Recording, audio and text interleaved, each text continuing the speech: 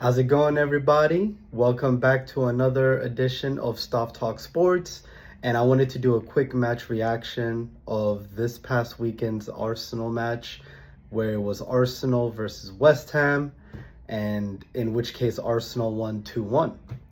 Now, you might be noticing this is a little more relaxed, laid-back format. I'm actually in my office right now. I wanted to kind of do a quick recap on this weekend's game, give you some of my thoughts on some of the players' performances, and just kind of where I'm at mentally with this season so far. So to get started, I think all Arsenal fans know that West Ham was kind of a bogey team for us. They were a team that we've lost to in the last 2 years at home. And it was a team that I felt like was kind of symbolic to get over. Not in the sense of Arsenal is not able to beat West Ham. I actually think we have a pretty decent record against them over the last few years. It was more so the kind of banana skins that these type of games and these type of managers pose to this Arsenal squad. With them getting rid of Graham Potter, which, by the way, go back to my first video of the season, I predicted that the first managerial sacking was going to be Graham Potter. I don't want to smile about that. That's a man that's lost his job, but I just felt like it was never a good fit. The fans never warmed up to him. Some of his tactics didn't really fit the squad that he had in hand, and it was just a disaster waiting to happen. And it eventually led to the social media campaign where West Ham fans were hilariously putting his pictures across all different types of memes online, and a few days later, it led to his sacking. And right before the Arsenal game, they actually appointed Nuno Espirito Santos, who is a guy that's well known for setting a rigid block for his team, being very compact, being structurally disciplined, and just being generally hard to beat. And I think although in this game Arsenal did look the far superior side, that's exactly the type of team that we came against. We came against a West Ham team that was very disciplined, very structurally stubborn to break down, and a far cry from the West Ham we saw earlier in the season when they were conceding 5 to Chelsea and kind of losing some high-scoring matchups. It wasn't that. It took a lot of effort from Arsenal to kind of try to find different patterns to unlock West Ham's mid-block to low block. And it actually led to, before we get to some of the match analysis, I do want to say that lineup, I loved it. I loved it. I know we only got 18 minutes of it, but to have those two creative 8/10s just ahead of a Declan Rice, it just bodes well for the season that we are able to come up with these type of lineups. And a few weeks ago when I felt let down by Arteta's starting 11 against Manchester City at home, a lot of it was due to the fact that I do believe this team now has the capabilities to go toe-to-toe against anybody in this league. And I just thought we had enough game changers in that bench to start and really have a major effect on the match, where instead of it being a last-minute equalizer, it might have been a last-minute winner, or we could have comfortably won the match. So a lot of my frustration was the starting lineup, the intent and the message that we sent out there with the starting lineup. Now, fast forward a couple weeks later, after a major victory against Newcastle away, Mikel Arteta selects a very forward-thinking lineup, and you could immediately feel the excitement within the fan base built online, and just kind of the way some of the people were approaching the pre-match analysis. Once the lineups were announced, you just felt the energy rise up a little bit. That's what starting 11s can do sometimes. You know, it can give you that energy to start a game on the front foot instead of trying to maybe keep it slightly composed and slow and controlled. And Arsenal did start off very fast in this game. I thought in the first 15 minutes, although at times we looked a little sloppy, I thought we were very aggressive in attack, and we were very vertical with the ball. And Eze had a fantastic chance to put us 1-0 up very early on which he blazed over the bar. Sadly, Odegaard did get injured again. I think this is the third consecutive home game now where he has went off within the first 45 minutes. I think that's actually a Premier League record too. 2 shoulder injuries, 1 knee injury. And now actually with it being Monday, we have found and learned that it's an MCL injury. Which grade of injury it is, we don't quite know yet, but it does seem like we will be without Odegaard for the next couple weeks. And that's very sad because I do think he started the season off very well. It's been very start-stop for him, but when he has played, he's looked really good and he's looked like his older self. But the good news is that international break came at a perfect time for Arsenal.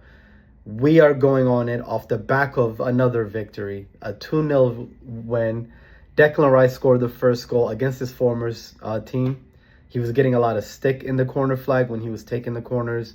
And you can kind of see it when he scored. He gave a little glance over, didn't celebrate or anything, but just kind of, hey man, like, you know who I am. Let's calm the hate down just a little bit. Don't forget what I did for you. And Arsenal held on to that 1-0 lead. Even though it was a narrow lead, it never felt narrow to me. I don't know what it felt like for you guys.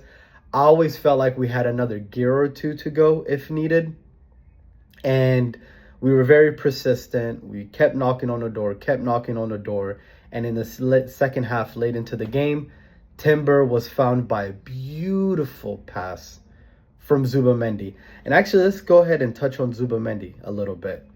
He came on for Odegaard, and he was that extra injection in the game when the game started to kind of get a little bit of stale after that early bit of dominance we had. He came and started finding beautiful little intricate passes through.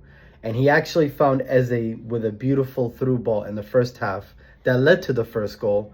And in the second half, he found a beautiful dink over the top to Timber, who had a great first touch that led to the penalty that we got, in which Bukayo Saka stepped up, dispatched coolly, and that is 100 goals and assists for Bukayo in 200 games.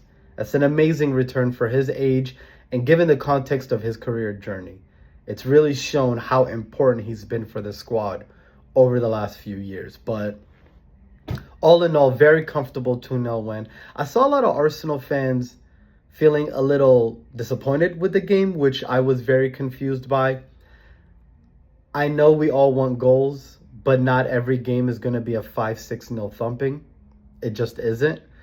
I think we did have enough chances to get a couple more goals, but for the most part, that was a comfortable, routine 2-0 win that a challenging and title contending team will have throughout the season. So don't expect us to look incredible every game. Don't expect us to blow teams out every game. Sometimes the results will look exactly like they did on Saturday. Controlled, easy, in second gear, 2-0, bish bosh. Thank you very much. My man of the matches for the game on Saturday, I think Declan Rice was amazing again. Not just with the goal, but just in the way that he marshaled the midfield. Zubimendi came on and impacted the game greatly. But although they both had great performances, my man of the match for Sunday is Jurrien Timber. He's looked unbelievable this season. And on the back of last season, he was an important figure for us defensively. But now he's just becoming an important figure for us, period.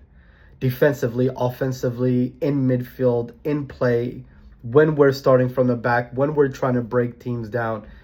He is looking like the full package for us. And he's quickly becoming irreplaceable, which is crazy to say because right behind him we have Ben White. And even behind him, we have Mosquera who can play out there. So amazing depth in defense for Arsenal. A great win for Arsenal. In between the international breaks, from the last international break to this international break, I think it's been a flawless bit of few games for Arsenal. And we've essentially flipped a 5-point deficit into a 1-point lead. Liverpool lost on Sunday to a last-minute winner. And yes, I celebrated.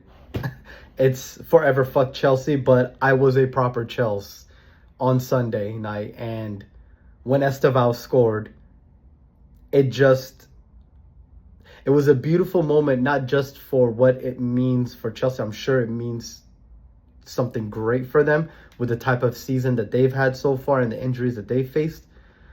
But in the context of the title, it felt good to be rewarded for the good work that we've been doing. And I feel like at times we feel like we are hard done by circumstances. But with the last minute winner to Newcastle last week, Liverpool losing to a last minute winner to Crystal Palace last week, and Arsenal having a comfortable win this week, with Liverpool having another last minute loss this week also, it just feels like the tide is turning a little bit. And don't get me wrong, I'm not going to get ahead of myself. This is going to be a long season. City, in my opinion, are going to be there and thereabouts also. But what it's shown me is that this team has the bottle and it has the mentality to get through the difficult periods and start building a run. And that's what I want us to do. From now on, after the international break, start building a run, start accumulating some of those wins, and see if we can stretch a little bit of a lead going into Boxing Day at the end of the year. But all in all, great weekend for Arsenal fans. It's been a great couple of weekends for us, and international break came at a good time. Let's recharge, let's refocus, and come back at the end of this international break full throttle, ready to take it all the way to the end of the year and hopefully build a nice sustainable lead for us. So beautiful weekend for all Arsenal fans. I hope you guys enjoy your international week off, international breaks. And yeah, let me know what you thought. Who was your man of the match? What do you see happening over the next couple weeks regarding some of the games that are coming up? And what is something that you are